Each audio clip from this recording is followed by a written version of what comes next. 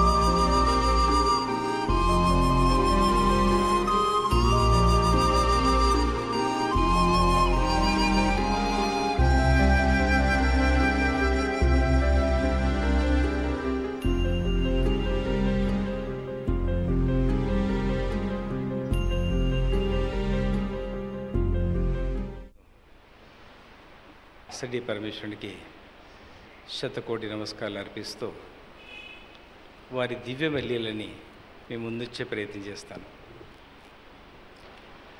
షిర్డీ సమీపంలో మన్మాడ్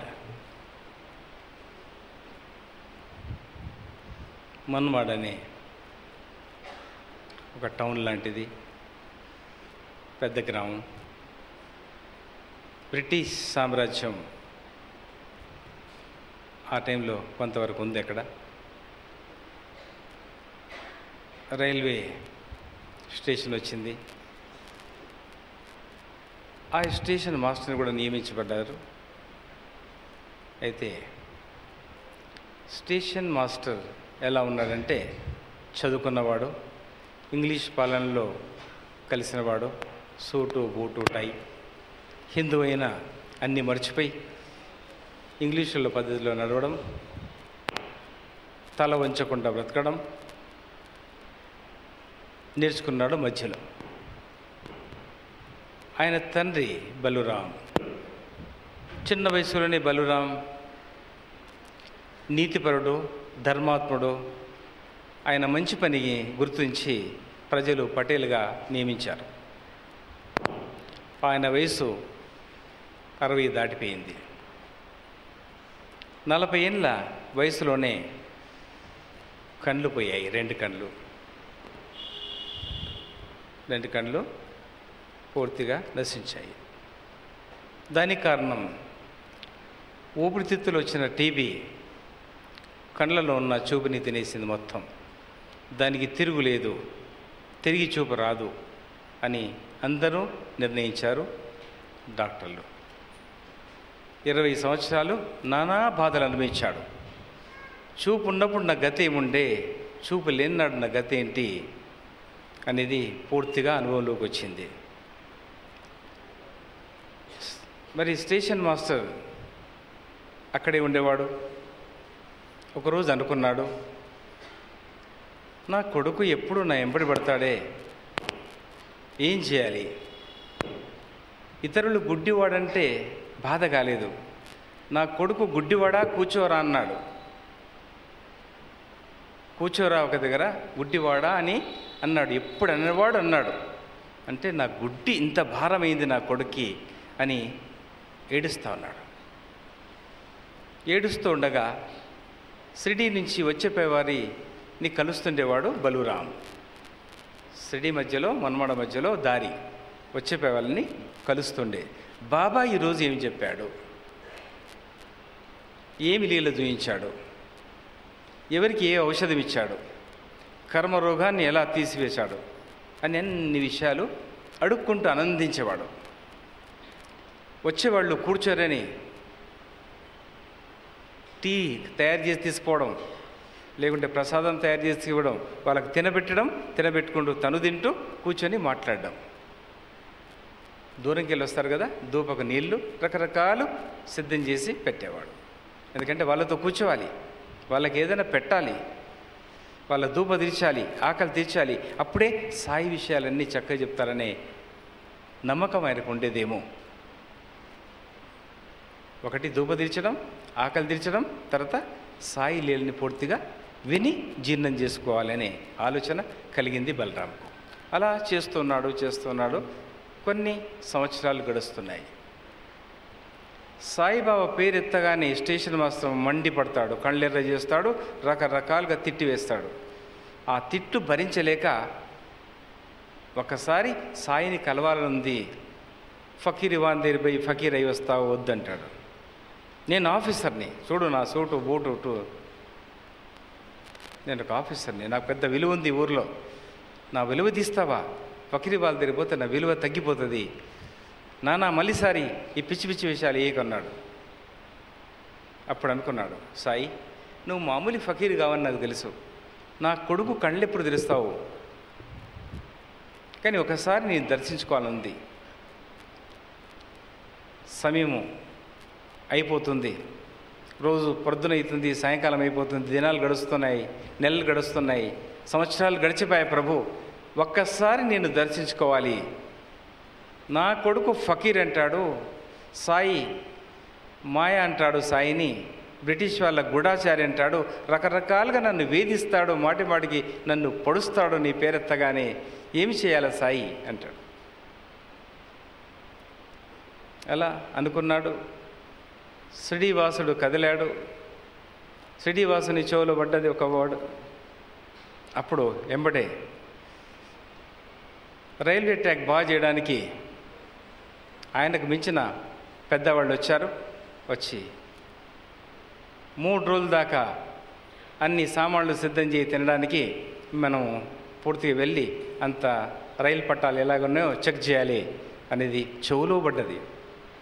ఈయన చెవులోకి పంపగానే ఆ మాట ధ్వని తిరిగి చెవులో పడ్డది.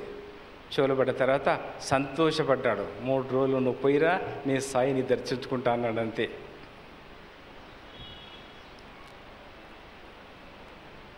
వెళ్ళిన తర్వాత గంట సేపు తర్వాత టాంగాని చూశాడు, గుర్రం బాగుందా అడిగాడు. టాంగా నడిపించేవాడిని పిలిచాడు. నైనా సిద్ధంగా మనం షిరిడి వెళ్ళొస్తాం. అయ్యా నా కొలువు తీసేస్తాడు నీ కొడుకు. రాగానే ముందు 4 చెంపదెబ్బలు కొడతాడు. వాడి దెబ్బలు భరించలేను నేను. ఏది కాదు నీకు, నేను చెప్తా కదా, నువ్వు విను నా మాట. ఆ సాయే నేను రక్షిస్తాడు, నీ ఉద్యోగం పోదు అంటాడు. అలా చెప్పిన తర్వాత బలరాం గారు ఆయనకి ఇంత సద్ది అన్నము రొట్టెలు కట్టుకొని టాంగా సిద్ధమైంది. టాంగా సిద్ధమైన తర్వాత అప్పుడు అన్నాడు, జై శ్రీ సాయినాథాయ నమః అని కూర్చున్నాడు. టాంగలో కూర్చొని టాంగా నడుస్తుంది. షిరిడి వెళ్ళాలి, కోపర్గాం వెళ్ళాలి, తర్వాత షిరిడి వెళ్ళాలి. అలా అడుక్కుంటూ మొత్తం మీద చేరుకున్నారు. సాయి అలా కూర్చున్నాడు, జనమంతా అలా కూర్చున్నారు. అప్పుడు కళ్ళు కనబడవు. నౌకర్ని అడుగుతున్నాడు, సాయి ఎలా కూర్చున్నాడు, ఆయన ఎలా ఉన్నాడో నాకు తెలుసు అంటాడు. ఎలా ఉన్నాడో తెలుసు, కానీ సాయి నవ్వుతున్నాడా, కూర్చున్నాడా, కోపంగా ఉన్నాడా చూసి చెప్తా ఉండు నాకు చెప్తా ఉన్నాడు. అప్పుడు జనం అయిపోయారు, దర్శనం చేసుకొని వెళ్ళిపోయారు. బలరాం మొండి కూర్చున్నాడు. సాయి, నీ దగ్గరికి వచ్చాను ప్రభు, నువ్వు సామాన్య మానవుడు కావని నాకు తెలుసు, అవతార పురుషుడని నాకు తెలుసు, కానీ ఒకసారి నీ దర్శన భాగ్యం కావాలి. దర్శనం చేసుకున్నావు కదా, వెళ్ళిపో అంటాడు. లేదు స్వామి, ఒక్కసారి కళ్ళతో చూడాలి. డాక్టర్లు ఏమన్నారు? కన్ను రాదన్నారు, ఎప్పటికీ రాదన్నారు. కానీ సాయి, నీ విచిత్రమైన లీలల్ని, విభూతి లీలల్ని మీ వాక్కులతో, తిట్లతో ఎన్నో విన్నాను. మీ తిట్లతో, పక్షవాతంతో వచ్చేవాడు లేచిపోయారని విన్నాను ప్రభు, కానీ చూడలేదు. ఒకసారి చూడాలి. మీరు తిట్లు తిడుతూ ఉంటే పాము కాటు వేసి చనిపోయేవాడిని పీనుగుని తీసుకొని వస్తే, మీ తిట్లు తిడుతూ ఉంటే మెట్లు ఎక్కకముందే విషం దిగి గంతులు వేసుకుంటే మీ దగ్గరికి వచ్చేవాళ్ళని గురించి విన్నాను స్వామి. ఒక్కసారి సాయిబాబా, నా ప్రభు, నీ దర్శనం చేసుకొని తరించాలి. మరణం ఎప్పుడొస్తో తెలియదు, నేను సిద్ధంగా ఉన్నాను, కానీ గుడ్డి గుడ్డి గుడ్డి గుడ్డి అనే బాధలు భరించలేకపోయా ప్రభు. ఒకసారి నా గుడ్డి తీసేయండి. ఎందుకు తీయమంటావు? ఒకసారి మిమ్మల్ని చూడాలి. విన్నాను కానీ చూడాలి. నేను మామూలు మనిషి కాదని ఎలా అంటున్నావు నువ్వు? నేను ఫకీర్ వాడిని, భిక్షగాన్ని, అడుక తినేవాడిని, అనాథిని, నా కులం లేదు, మతం లేదు, ఎలా అంటున్నావు బలరాం? ప్రభు, మీరు చెప్పాలా? జనానికి తెలీదా? నీ భక్తునైనా నాకు తెలీదా? నిన్ను ప్రార్థించేది నిన్నే. ఫోటో ముందు ఉన్నది వేరు, నా హృదయంలో ఉన్న ఫోటో నీదే. ప్రభు, నాకు తెలుసు అది కాదు, తప్పు. నేను మామూలు మానవుణ్ణి, నేను ఒక భిక్షగాన్ని, స్త్రీల్లో భిక్షగాన్ని, అలా అనకూడదు అంటాడు. సరే ప్రభు, అనలే. అయితే చూడడం ఎలా? నీ చూపు ఇవ్వడము సాధ్యం కాదు అంటాడు. లే ప్రభు, సాధ్యం అవుతుంది, నాకు విశ్వాసం ఉంది. మీరు వెళ్ళండి దునిదేవికి, పిడికడ విభూతి పట్టుకొని రండి అంటాడు. నేను వెళ్ళాలి, పిడికడ విభూతిని పట్టుకొని రావాలి, నీకు ఇవ్వాలి, నువ్వు తెచ్చుకోలేవా? లే ప్రభు, నా చేతిలో నీ చేతిలో భేదం లేదా ప్రభు? ఒక్కసారి ఏమనుకోవద్దు ప్రభు, మీకు శ్రమిస్తున్నా, కష్టపెడుతున్నా ప్రభు, లేవండి విభూతి తీసుకురా. విభూతి ఇచ్చాడు సాయిబాబా, తెచ్చి ఇచ్చాడు. అయితే ఎప్పుడు అడుగుతున్నాడు, బాబా ఏం చేయాలి విభూతి? నువ్వు అన్నావు కదా విభూతి తెమ్మన్నాను, తెచ్చాను. ఏమి చేయాలి ప్రభు ఒక్కసారి చెప్పండి. రోజు కళ్ళకు రాసుకో, కళ్ళకు రాసుకో, భగవంతుని ప్రార్థన చేయి, ఆయన అనుగ్రహం ఉంటే నువ్వు చూడగలవన్నావు. చాలు ప్రభువు చూడగలవన్నావు అన్నాడు. ఏమని? చాలు ప్రభువు నువ్వు చూడగలవన్నావు. పట్టుబడ్డాడు అక్కడ. భక్తుడు జాగ్రత్తగా పట్టుకున్నాడు సాయిని. ఆ మాట రాగానే ఇక నేను చూడగలను అన్నాడు. విభూతి తీసుకున్నాడు, నడుము కట్టుకున్నాడు, జాగ్రత్తగా షర్ట్ వేసుకున్నాడు, లోపల దాచుకున్నాడు విభూతిని. అది విభూతి కాదు, బూడిద కాదు, బంగారం. చాలా జాగ్రత్తగా దాచుకున్నాడు. మరి సాయి పాదాలు తాకి అక్కడి నుంచి బయలుదేరాడు, వెళ్ళిపోయాడు. రోజు విభూతి రాసుకున్నాడు, సాయిబాబా సాయిబాబా సాయిబాబా సాయిబాబా, ఓం సాయి షిరిడి సాయి ద్వారకమాయి, ఓం సాయి షిరిడి సాయి ద్వారకమాయి అనే నామంతో చక్కగా రోజు విభూతి రాసుకుంటాడు. 30 రోజులు, 31, 32, 33 రోజు వేయించుకుంటూ ఉంటాడు. రోజు వేయించుకుంటాడు. ఇది 37, 38, ఈరోజు 40 నేను చూడబోతున్నాను అంటాడు. ఈరోజు 40 నేను చూడబోతున్నాను ప్రభు, నేను వస్తున్నాను, నిన్నే చూస్తాను ముందు అంటాడు. కళ్ళు రాలేదు, చూపు రాలేదు, విశ్వాసం, సాయి వాక్కుబలం. అప్పుడు ప్రభు, నా కొడుకు సంగతి ఏంది? మళ్ళీ రావాలి, వాడిని తీసుకువెళ్ళాలి. కొడుకుని మళ్ళీ వచ్చి తీసుకువెళ్ళాలి. 5 ఆఫీసర్లు రాని ప్రభు అన్నాడు. దండం పెట్టగానే 2వ రోజు గురువారం, ఆ రోజు వచ్చారు. 2 రోజుల గురించి ఆఫీసర్ని తీసుకొని వెళ్ళిపోయారు. కొడుకు వెళ్ళిపోయాడు టూర్ మీద. నౌకరు చెప్పాడు, నాయనా నీకేం కాలేదు కదా, ఇదివరకు పోయినప్పుడు ఎవరికి తెలియలేదు కదా, మరి ఇప్పుడు సిద్ధం చేయి టాంగా, 4 రొట్టెలు సిద్ధం తయారు చేయించుకోరా. రొట్టెలు వచ్చాయి, టాంగా సిద్ధమైంది. అప్పుడు అన్నాడు, టాంగా మీద కాలు పెట్టినప్పుడు చెట్టు, బొట్ట, తూతి, కాండువ, పాతవాళ్ళు కదా, కాండువ అంతా వేసుకొని సిద్ధంగా తయారయ్యాడు. తయారై కూర్చున్నాడు. కూర్చొని టాంగా నడుస్తుంది. అప్పుడు ఉరుములు వస్తున్నాయి. టాంగా ఆయన అంటాడు, పటేల్ గారు ఈ ఉరుములు వస్తే, వర్షం వస్తే ఎక్కడ నిలవాలి, ఏదైనా చెట్టు వచ్చినప్పుడు నిలబెడతాను అంటాడు. ఏమి నిలబెట్టొద్దు, ఉరుములు వచ్చినా వర్షం వచ్చినా అవైపోతాయి, నడిపి టాంగా. టాంగా నడుస్తుంది చక్కగా. ఉరుములు వచ్చాయి, మెరుపులు వచ్చాయి, మధ్యలో కొన్ని చినుకులు రాలాయి. అప్పుడు గుర్రం చెవులు కనబడుతున్నాయి. గుర్రం పరిగెత్తుంటే 2 చెవులు కనబడుతున్నాయి. అప్పుడు ఇంకా కొంచెం చూశాడు, చెట్లు కనబడుతున్నాయి. ఇంకా చూశాడు, ఆకాశం కనబడుతుంది.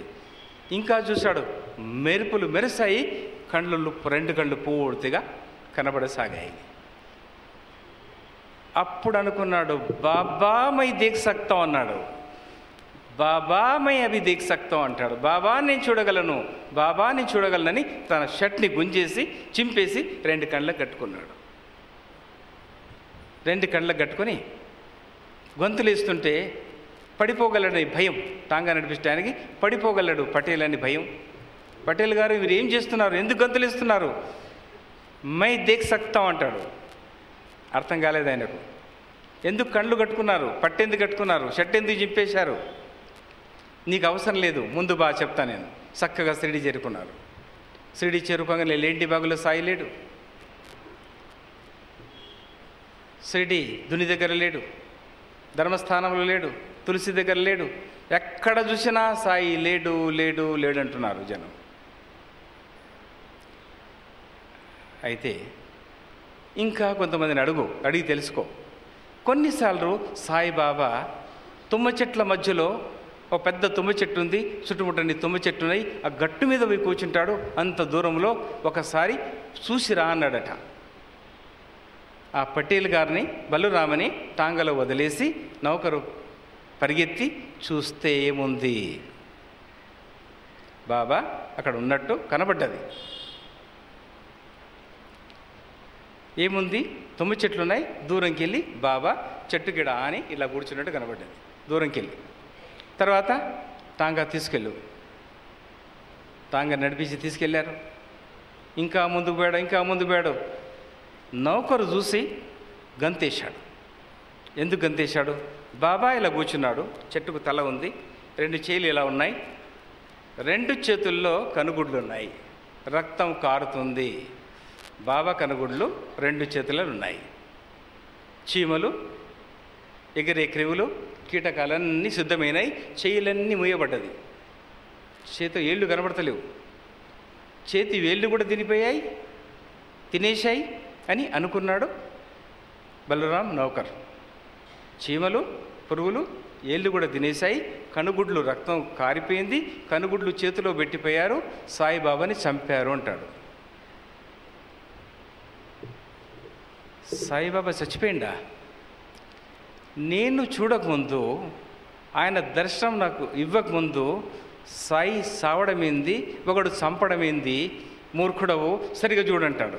లేదు పటేల్ గారు, నేను చూస్తున్నాను, కళ్ళకెళ్ళి కూడా రక్తం కారిపోయింది, కళ్ళు బీకారు, చేతిలో పెట్టారు, పురుగులన్నీ తింటున్నాయి, చూస్తున్నాను, నేను చెప్తున్నా మీకు వినండి. షిరిడి వాళ్ళు వచ్చారా, నిన్నిద్దరు ముక్కలు చేసి చంపేస్తారు, పదండి తిరిగిపోదాం. అరే మూర్ఖుడా, సాయి నన్ను చూడకుండా, సాయిని నేను చూడకుండా ఎలా సాయిని ఎవరు చంపగలరు, ఎందుకు చంపగలరు? నేను చూడకముందు, ఆయన దర్శనం నేను చేసుకోకముందు ఆయన ఎవరు చంపలేరు. అయినా పర్వాలేదు, నువ్వు ముందుకు తీసుకెళ్ళు అన్నాడు. చేతి పట్టుకొని ముందుకు తీసుకెళ్ళు. బాబా పాదాలు ఎక్కడ నువ్వు చూయించంటాడు. 2 పాదాల మీద చేయి పెట్టాడు. పాదాలు తాగ్గానే కరెంట్ షాక్ లాగా తగిలింది. బలరామికి కరెంట్ షాక్ లాగా తగిలింది. ఎన్నో జన్మల పాపాలు పటాపంచలైపోయినాయి. ఆ షాక్ తలగానే బాబా బ్రతికున్నాడు అనుకున్నాడు. బాబా బ్రతికున్నాడు, ఏం కాలేదు అని. అప్పుడు ఆ షాక్ తెలగానే, బలురాం నువ్వు వచ్చావా బిడ్డ? వచ్చాను సాయి. మాట్లాడుకున్నారు. అప్పుడు అన్నాడు, जाओ भाई, जितना खाना खा लिए, करम जितना खाना खा लिए, अभी तुम लोग जाओ. మీరు వెళ్ళిపోండి నాన్న, క్రిమి కీటకలారా, చీమలారా, ఇక మీరు వదలండి, వెళ్ళిపోండి అన్నారు. ఒక్క నిమిషంలో అన్నీ పారిపోయాయి. చేతులు ఏళ్ళు అన్నీ కనబడుతున్నాయట. అప్పుడు 2 చేతులతో కనుగుడ్లు ఇలా సాయి పెట్టుకొని చాలా జాగ్రత్తగా సరి చేసుకున్నాడట. సరి చేసుకున్న తర్వాత, బలురాం ఎందుకు కట్టుకున్నావు? బాబా నీకు మాట చెప్పాలా, నేను చూడగలను, మీరు నాకు దృష్టి ఇచ్చారు అంటాడు. అవునా? అయితే బాబా మీరు వెనక ఎవరు ఉన్నారా చూడండి. చూశాడు బాబా, ఎవరు లేరు. పక్కకి ఎవరున్నారా చూడండి, ఎవరు లేరు. నౌకరి చెప్తాడు, కొంచెం దూరం వెళ్ళు. అప్పుడు పట్టి విప్పి చూస్తాడు. షిరిడీ సాయిబాబాను చూస్తుంటే ఆ సాయిబాబాలో వాళ్ళ తల్లిదండ్రి కనబడ్డారు, వాళ్ళ గురుదేవుడు కనబడ్డాడు. ఆయన ఎప్పుడైతే ఏ దేవతని ఆశిస్తున్నో అన్ని దేవతల్ని బొమ్మల్లాగా చూస్తున్నాడు. ఫోటోలు ఒకదాని వెనుక ఫోటో చూస్తున్నాడు, ఒకటి. అప్పుడు సాయి ఎలా అని అనుకున్నాడు, సాయి ఏది అనుకున్నాడు దాంట్లో. అప్పుడు సాయిని చూశాడు. బాబా మళ్ళీ బట్ట తీసి కట్టుకుంటాడు. బాబా మిమ్మల్ని చూసిన తర్వాత ఎవరిని చూడదలుచుకోలేదు, నేను చూడను, నా కళ్ళు తీసేసుకోండి. మొండివాడు వచ్చాడు, నాకు కళ్ళు ఇచ్చేదాకా ఒక బాధ, కళ్ళు ఇచ్చిన తర్వాత తీసుకోమంటాడు. తీసుకోవాలంటే ఎవడన్నా కావాలి, అక్కడ తెచ్చిందే ఓడి, మళ్ళీ తీసుకోవాలంటే అలాంటి వాడు కావాలి, తిరిగి ఇవ్వాలంటే.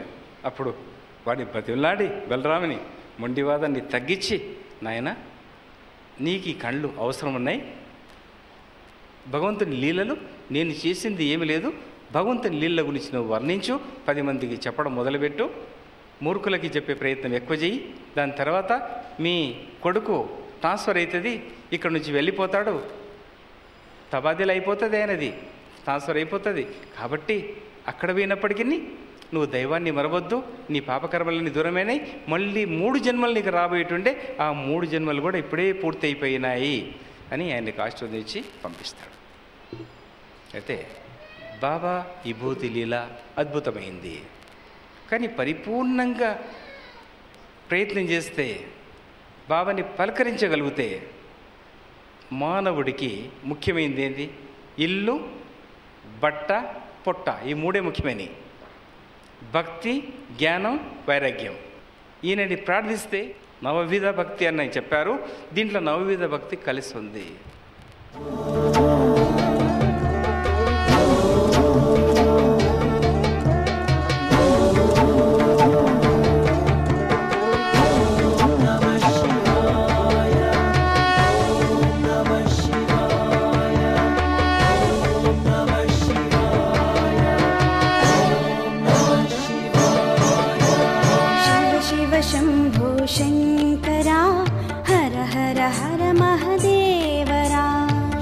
शिव शंभो शंकरा, हर हर हर महादेव. गुरु ब्रह्मा गुरुर्विष्णुर्गुरुर्देवो महेश्वरः, गुरुः साक्षात् परब्रह्मा, तस्मै श्री गुरवे नमः. गुरवे सर्वलोकानां भिषजे भवरोहिणां, निधये सर्वविद्यानां, श्रीदक्षिणामूर्तये नमः. ॐ गणानां त्वा गणपतिगुं हवामहे, कविं कवीनामुपमश्रवस्तमम्, ज्येष्ठराजं ब्रह्मणां ब्रह्मणस्पत आनशृण्वन्नोतिभिः सेदसादनम्. ॐ श्रीमहागणपतये नमः. ॐ सद्यो सद्यो जातं प्रपद्यामि सद्यो जाताय वै नमो नमः भवे भवेनाति भवे भवस्व माम् भवोद्भवाय नमः वामदेवाय नमो ज्येष्ठाय नमः श्रेष्ठाय नमो रुद्राय नमः कालाय नमः कलविकरणाय नमो बलविकरणाय नमो बलाय नमो बलप्रमथनाय नमः सर्वभूतदमनाय नमो मनोन्मनाय नमः अघोरेभ्यो घोरेभ्यो घोरघोरतरेभ्यः सर्वेभ्यः सर्वेभ्यो नमस्ते अस्तु रुद्ररूपेभ्यः तत्पुरुषाय विद्महे महादेवाय धीमहि तन्नो रुद्रः प्रचोदयात् ईशानः सर्वविद्यानामीश्वरः सर्वभूतानां ब्रह्माधिपतिर्ब्रह्मणोऽधिपतिर्ब्रह्मा शिवो मे अस्तु सदा शिवो नमो हिरण्यबाहवे हिरण्यवर्णाय हिरण्यरूपाय हिरण्यपतयेऽम्बिकापतय उमापतये पशुपतये नमो नमः ॐ श्रीरुद्राध्याय प्रश्नमहामन्त्रस्य अघोर ऋषिः अनुष्टुप्छन्दः सङ्कर्षणमूर्तिस्वरूपो योऽसावादित्यः परमपुरुषः स एष रुद्रो देवता नमः शिवायेति बीजम् शिवतरायेति शक्तिः महादेवायेति कीलकम् श्रीशाम्ब परमेश्वर प्रसाद सिद्ध्यर्थे श्रीरुद्रजपे विनियोगः अग्निहोत्रात्मने अङ्गुष्ठाभ्याम् नमः दर्शपूर्णमासात्मने तर्जनेभ्याम् नमः चातुर्मास्यात्मने मध्यमाभ्याम् नमः निरूढपशुबन्धात्मने अनामिकाभ्याम् नमः ज्योतिष्ठोवात्मने कनिष्ठिकाभ्याम् नमः सर्वकृत्वात्मने करतलकरपृष्ठाभ्याम् नमः अग्निहोत्रात्मने हृदयाय नमः दर्शपूर्णमासात्मने शिरसे स्वाहा चातुर्मास्यात्मने शिखायै वषट् निरूढपशुबन्धात्मने कवचायोऽहम् ज्योतिष्ठोमात्मने नेत्रत्रयाय वौषट् सर्वकृत्वात्मने हस्त्राय भट् भूर्भुवः सुवरो इति दिग्बन्धः ध्यानम् आपातालभस्थलान्तभुवनब्रह्माण्डमाविस्फुरत् ज्योतिष्पाटिकलिङ्गमौलिविलसत्त्वोन्नेन्दुवान्तामृतैः अस्तोकाप्लुतमेकमीशमनिशम् रुद्रानुवाकाञ्जपन्ने ध्याये दीप्सितसिद्धये ध्रुवपदम् विप्रोभिषिञ्चेत् शिवम् ब्रह्माण्डव्याप्तदेहाभसितहिमरुजा भासमाना भुजङ्गैः